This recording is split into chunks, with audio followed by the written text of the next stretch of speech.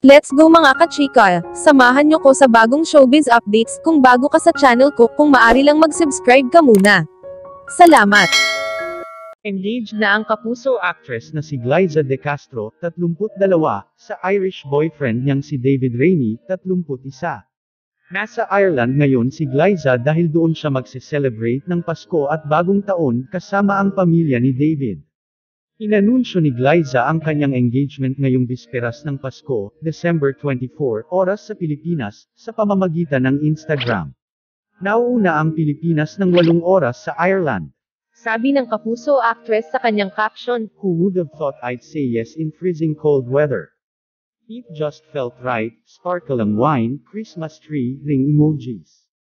Sinamahan niya ang kanyang post ng 4 na larawan kung saan makikita ang engagement ring niya. Kinakilagan naman ito ng maraming celebrities, kabilang na ang best friend ni Glyza na si Angelica Panganiban.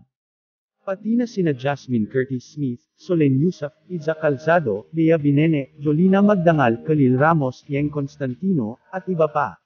Mahigit 2 taon na ang relasyon ni Glyza at David.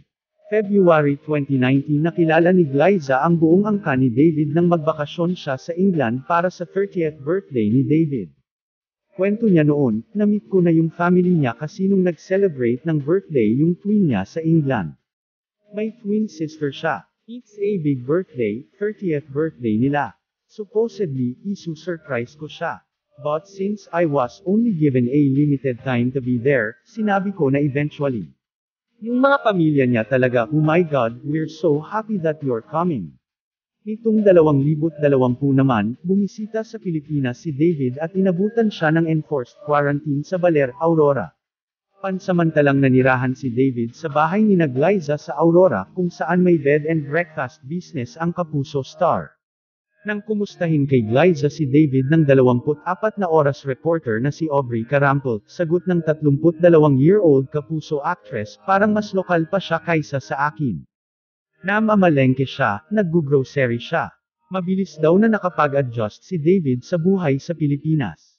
Sa isang panayam, sinabi ni Glyza na si David mismo ang nangulit sa kanyang makilala ang mga magulang nito.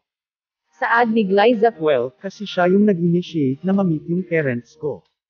Sabi ko, talaga ba?" Noon daw napatunayan ni Glyza na talagang sincere ang pagmamahal ni David sa kanya.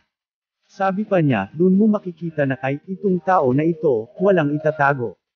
kahit hindi marunong magtagalog yung tao, Nag-exert siya ng best niya to communicate sa family ko.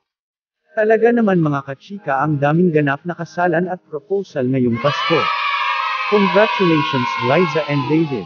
sana nagustuhan mo ang aking ibinahagi. Any comments or suggestions, just comment down below. Kita-kits tayong muli sa mga susunod ko pang showbiz updates. Please like, share and subscribe, pakihit na rin ang notification bell para ma-notify ka sa mga susunod ko pang upload. Again, maraming salamat.